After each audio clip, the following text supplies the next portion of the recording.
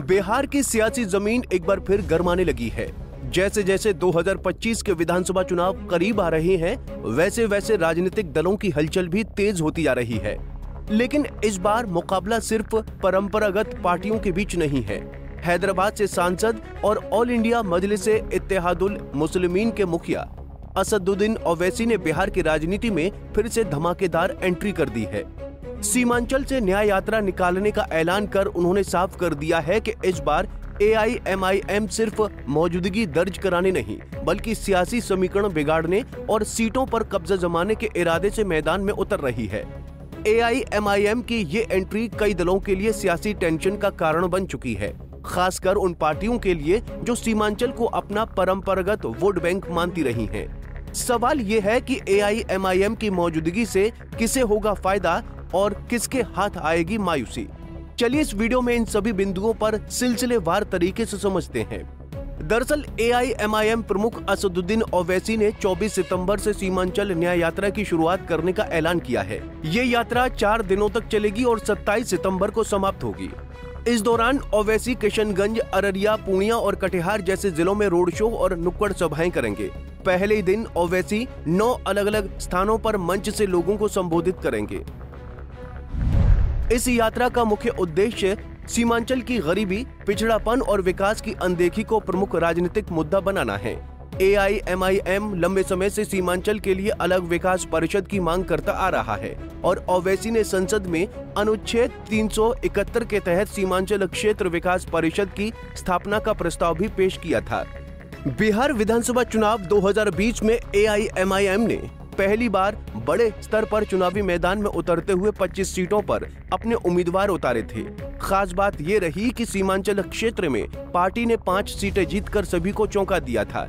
इनमें सबसे अहम रही किशनगंज, जहां से पार्टी के प्रदेश अध्यक्ष अख्तरुल ईमान खुद विधायक बने। AIMIM की इस सफलता ने ये साबित कर दिया कि सीमांचल में ओवैसी की राजनीतिक पकड़ बढ़ रही है। हालांकि इस प्रदर्शन का सियासी असर सबसे ज्यादा महागठबंधन पर पड़ा। कहा जाता है कि अगर AIMIM ने इन सीटों पर उम्मीदवार नहीं उतारे होते तो महागठबंधन की झोली में कई सीटें आ सकती थीं। राजद नेता तेजस्वी यादव को 2025 में खुद को मुख्यमंत्री पद के सबसे प्रबल दावेदार के रूप में स्थापित करना है, लेकिन AIMIM की मौजूदगी उनकी राह में रोड़ा बन सकती है। सीमांचल, जो परंपरागत रूप से मुस्लिम यादव यानी MY समीकरण पर आधारित महागठबंधन का गढ़ माना जाता रहा है, अब वहां AIMIM ने सेंधमारी कर दी है। पिछले चुनाव में AIMIM के चलते मुस्लिम वोटों का बंटवारा हुआ, जिसका सीधा फायदा NDA को मिला। अगर यही ट्रेंड दोहराया गया तो एक बार फिर तेजस्वी यादव की रणनीति पर पानी फिर सकता है।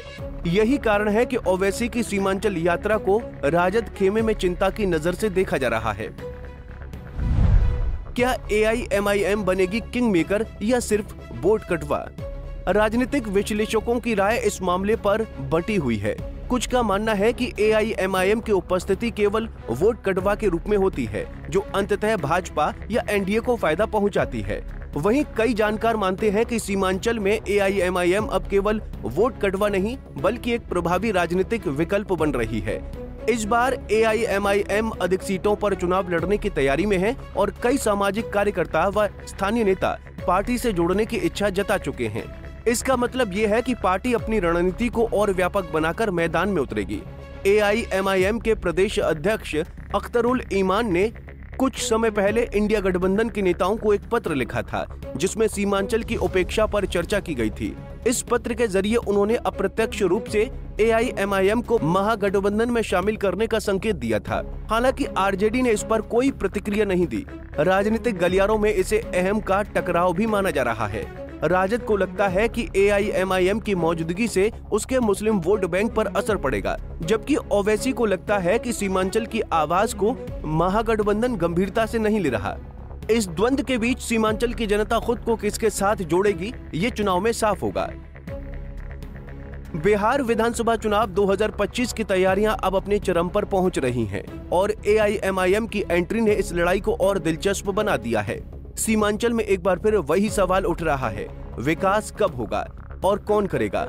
ओवैसी इस सवाल को राजनीतिक हथियार बनाकर चुनावी मैदान में उतरे हैं। जहां एक तरफ महागठबंधन को अपनी रणनीति पर पुनर्विचार करना होगा, वहीं एनडीए को भी सतर्क रहना होगा कि एआईएमआईएम की वजह से कोई अप्रत्याशित परिणाम सामने न आ जाएं। एआईएमआईएम अब न सिर्फ सीमांचल की आवाज बनने की कोशिश में है, बल्कि बिहार की सत्ता की चाबी बनने का सपना भी देख रही है।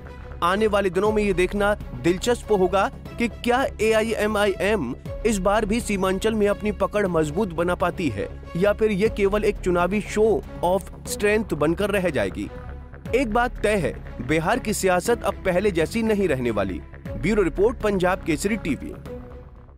हमसे जुड़े रहने के लिए हमारे YouTube चैनल को सब्सक्राइब करें और नई वीडियो की नोटिफिकेशन के लिए बेल आइकॉन को दबाएं।